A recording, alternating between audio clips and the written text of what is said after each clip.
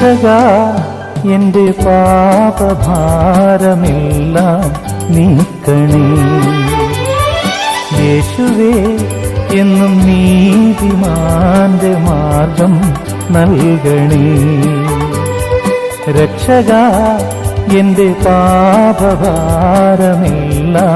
നീക്കണേ. യേശുവേ എന്നും നീതിമാന്റെ മാർഗം നൽകണേ. ഇടയ വഴിയിൽ നീ അഭയമരുളൂ. രക്ഷകാ എന്റെ പാപഭാരമെല്ലാം നീക്കണേ. യേശുവേ എന്നും നീതിമാന്റെ മാർഗം നൽകണേ.